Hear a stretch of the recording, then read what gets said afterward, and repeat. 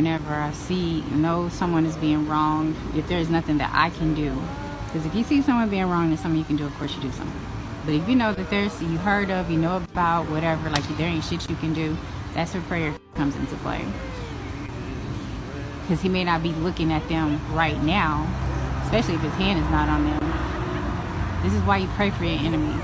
This is why you pray for everybody. He don't have his hand on every single person, because every single person here does not belong to him.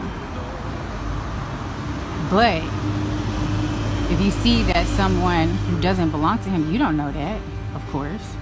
You know they need help. You ask him, hey, can you help him? Hey, can you help this person? And sometimes when that happens, that person ends up coming to him because they're like, oh shit, you helped me when nobody else would. Maybe I should give you, maybe I should take the time out to get to know you and see if we're supposed to be a fit, because how do you know until you do it?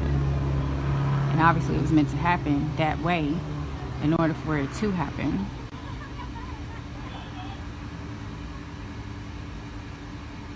So when I know something wrong is happening, immediately I start talking to him. And he gives me updates. And of course, I don't pray for anything bad to happen to that person. I pray that that person see what they're doing wrong. Because at the end of the day, even though I know that I have enemies, I don't like the fact that I have enemies. I hate that I have enemies. I hate the fact that there are motherfuckers who don't like me for no reason. Especially when I didn't do nothing but try to love them. I hate that shit. If I think too hard about it, I'll burst into tears about this shit. I hate that shit. But that's what happens when you're working with him. You learn to toughen that emotional shit up. Because what had happened in the past, because I didn't know what I was dealing with, I didn't know what was going on. Because I just want to get along, and because I don't understand why the fuck can't we put our differences aside and find out what we have in common. Because damn, unless you just really got some motherfucking issues, there's just no reason to be hating somebody. There's no reason to be bitter, and that's because you got your own motherfucking problems that you need to handle. But they don't know that. And then I didn't know that these people I'm dealing with are narcissists, so they'll show some nice shit and then they're fucking mean to you, so leaving you confused as to what the fuck. And if you don't know real love, then you think this person love you. But every single time when that person will start being nice to me, I completely forget everything bad they ever done, and that's how I end up in the same trap over and over again, a cycle. Or maybe they change because they're being nice, not understanding that this pattern is the signs of a person with a serious issue, and there is nothing that you can do to help this person, and this person will never change. This person has a personality disorder.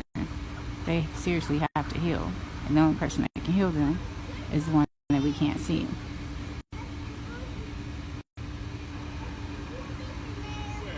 Anyone who's happy to be having enemies, I don't know, the way I have learned him to be, Yahusha to be, I think of like the dude from Black Panther. I would say that's the closest representation of a black king, even though he's still not nowhere like him. But he wants peace, but he will kill you if he has to. He don't want to. So that's the way it is with us. That's what I've learned with people who are like him.